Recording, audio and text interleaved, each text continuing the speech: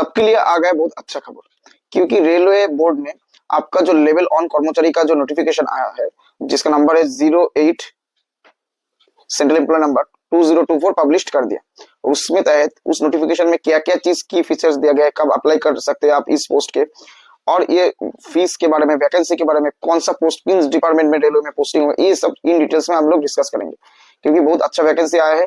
अब जो group D का जो या लेवल ऑन, अभी तो रेलवे ग्रुप डी जो लेवल ऑन 08 2024 जो सेंट्रल एम्प्लॉयमेंट नोटिस नंबर है वो पब्लिश हो गए।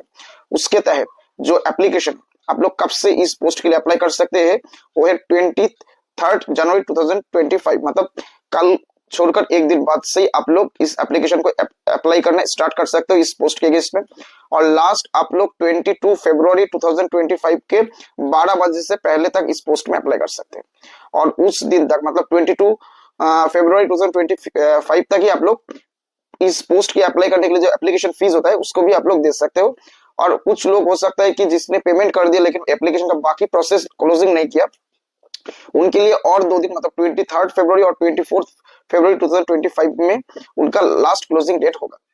आप लोग अप्लाई करने के बाद आपको और एक चांस दिया जाएगा रेलवे की तरफ से कि आपका एप्लीकेशन को अगर कुछ बेसिक चीज को छोड़कर मैक्सिमम चीज को आप लोग मॉडिफाई कर सकते हो।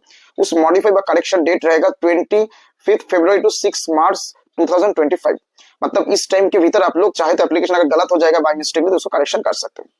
तो ये हो गया आपका एप्लीकेशन का टाइम कि आप लोग 23 जनवरी 2025 से लेकर 22 फरवरी 2025 तक, मतलब एक महीना तक आप लोग लेवल ऑन रेलवे में जो वेरियस वैकेंसी है, वेरियस पोस्ट में अप्लाई कर सकते हो।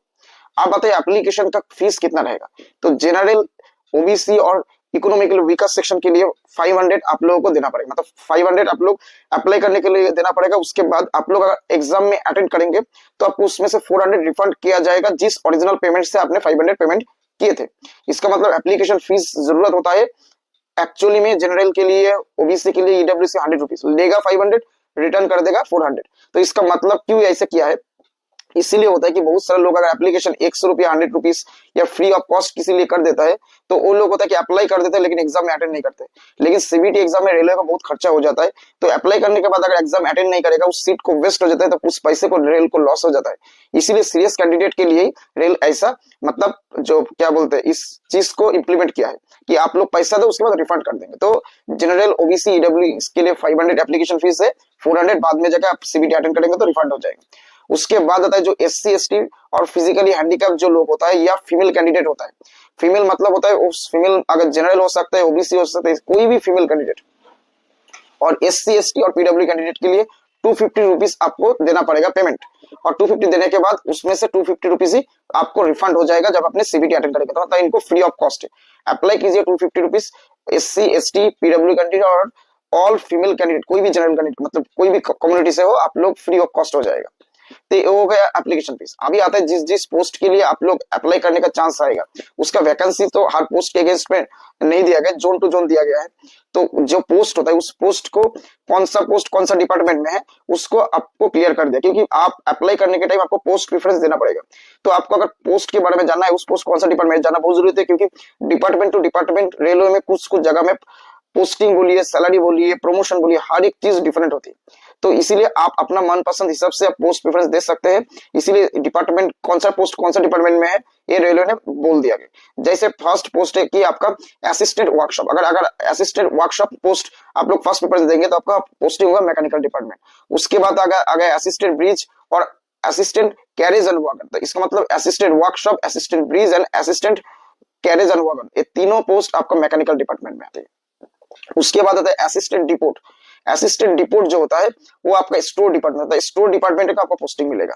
उसके बाद असिस्टेंट लोकोशेड जो डीजल होगा वो होगा मैकेनिकल में, और अगर असिस्टेंट लोकोशेड अगर इलेक्ट्रिकल होगा तो आप, और असिस्टेंट ऑपरेटिंग इलेक्ट्रिकल होगा तो इलेक्ट्रिकल डिपार्टमेंट। इसका मतलब असिस्टेंट लोकोशेड मतलब इलेक्ट्रिकल लोकोशेड होता है और डीजल लोकोशेड होता है। अगर डीजल लोकोशेड देंगे तो आपको मैकेनिकल में पोस्टिंग होगा, अगर असिस्टेंट लोकोशेड पोस्ट प्रेफरेंस में देंगे तो आपको इलेक्ट्रिकल डिपार्टमेंट में पोस्टिंग होगी, या आपको असिस्टेंट ऑपरेशन जो इलेक्ट्रिकल डिपार्टमेंट में भी वो पोस्टिंग होता है।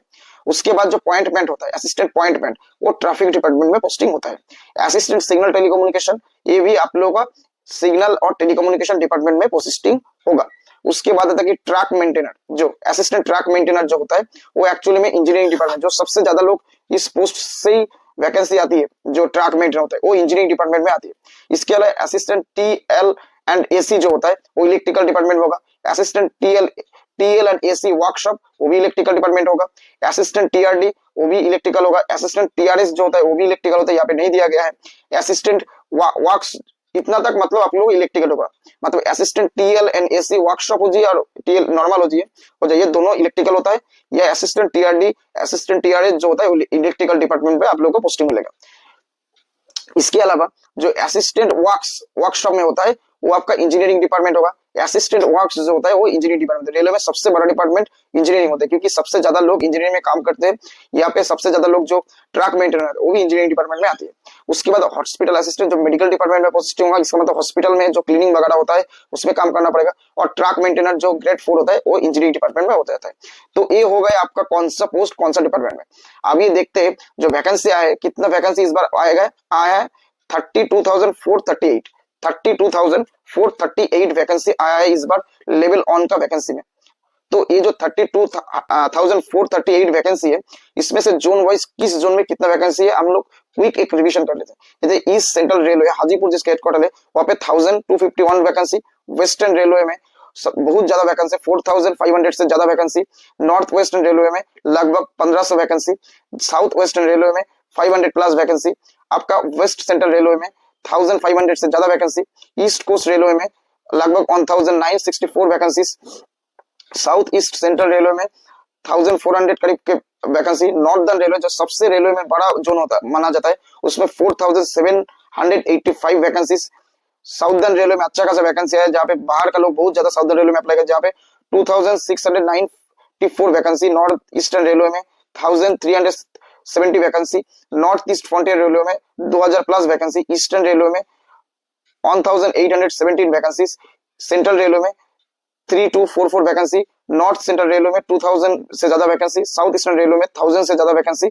और आपका साउथ ईस्ट सेंट्रल रेलवे में 1600 प्लस वैकेंसी। तो ये टोटल वैकेंसी मिला के आपका हो जाता है 32,438 वैकेंसी। इसमें से हम लोग देख पा रहे हैं कि नॉर्दर्न रेलवे जैसे हो गया आपका, हो गया सेंट्रल रेलवे में और हो गया आपका वेस्टर्न रेलवे में बहुत अच्छा वैकेंसी इस बार आया है। और साउदर्न रेलवे में अच्छा वैकेंसी आया है।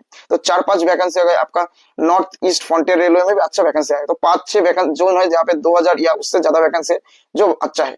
चलिए जितना भी डिटेल्स है हम लोग जो नेक्स्ट वीडियो आएगा उसमें हम लोग डिस्कस करेंगे। तो ये था छोटा जानकारी। तो आप लोगों को रिक्वेस्ट है कि एप्लीकेशन स्टार्ट हो जाएगा 23 जनवरी से। आप लोग 1 महीना टाइम रहेगा, इमीडिएटली अप्लाई कर दीजिए। और पोस्ट को जो मैंने डिपार्टमेंट बोला है उस डिपार्टमेंट का जो जॉब प्रोफाइल है वो सब जानने के बाद ही आप पोस्ट प्रेफरेंस देंगे, क्योंकि उसके ऊपर आपका फ्यूचर निर्भर करेगा। और जोन का वैकेंसी किस पोस्ट में किस जोन में कितना है, SC ST में भी कितना है वो भी यहाँ पे शो कर रहे हैं। आप लोग ये भी देख सकते हैं। उसको देखने के बाद आप लोग पोस्ट प्रेफरेंस दीजिए, सब सही रहेगा। बाकी चीज हम लोग बाद में बताएंगे। ये था छोटा जानकारी। अगर अच्छा लगे तो इसको लाइक शेयर और सब्सक्राइब कीजिए। Thank you watching this video.